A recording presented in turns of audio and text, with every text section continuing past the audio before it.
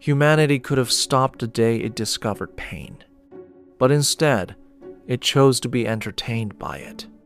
And it seems that the people of the Middle Ages stood out in particular when it came to inventing torture devices that were both aesthetically disturbing and breathtaking in their brutality.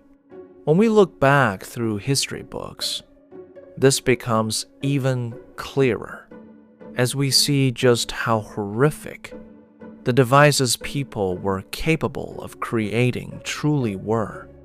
And today, I've compiled some of those methods for you.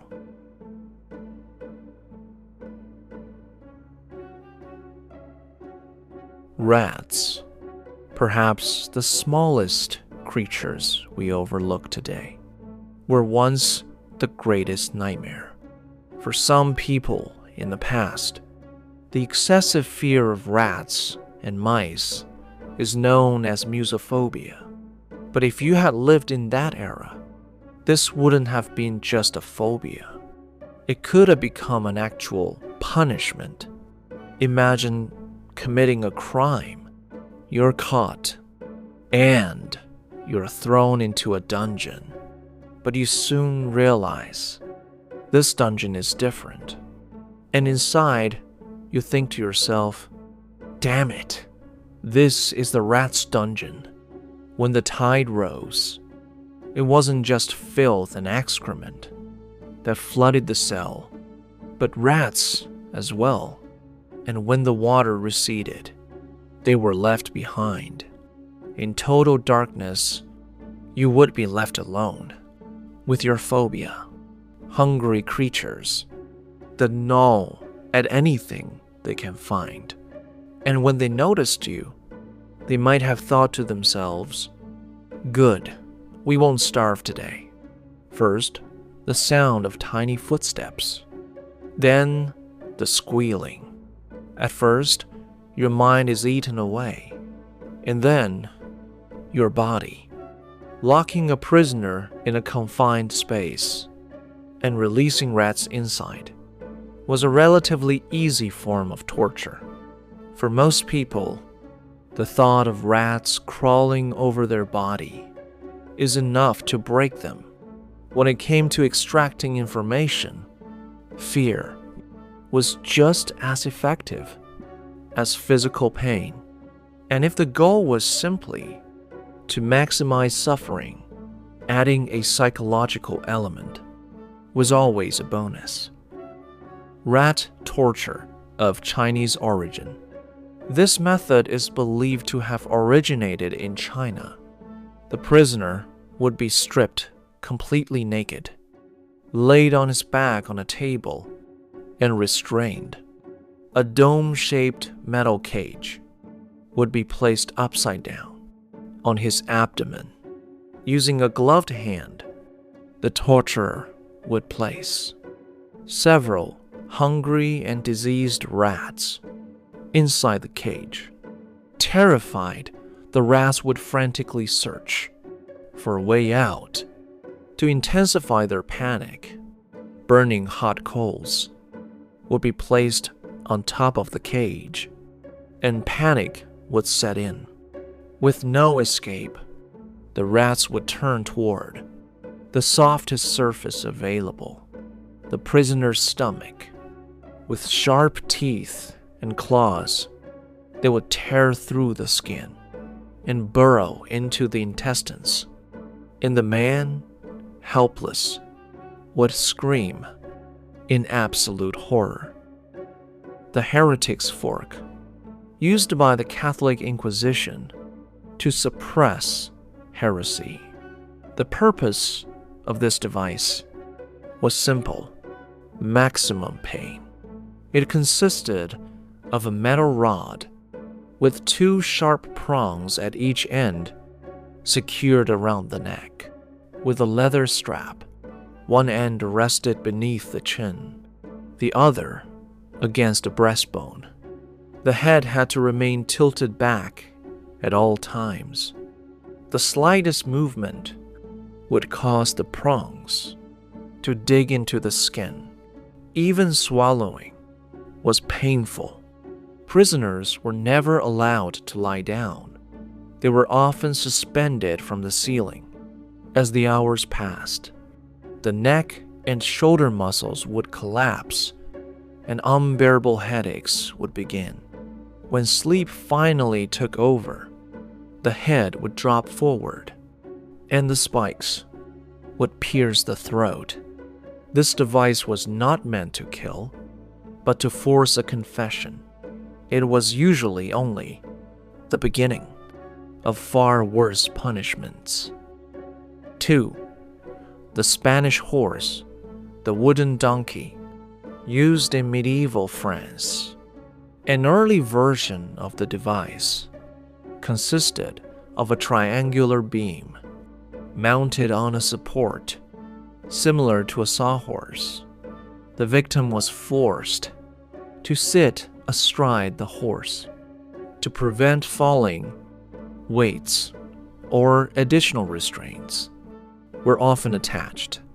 All of the body's weight pressed down on the groin and hips. The victim could be left like this for hours. Sometimes their feet were tickled to force movement. Sometimes weights were added to the legs. And if death was the goal, the victim was left there until the spine broke and the body split in two. The Pear of Anguish choke pear, also known as the Pear of Torture. This device was reserved for women, homosexuals, and liars. Shaped like a ripe fruit, it was, quite literally, a deeply invasive design. Made of metal, it opened like a flower.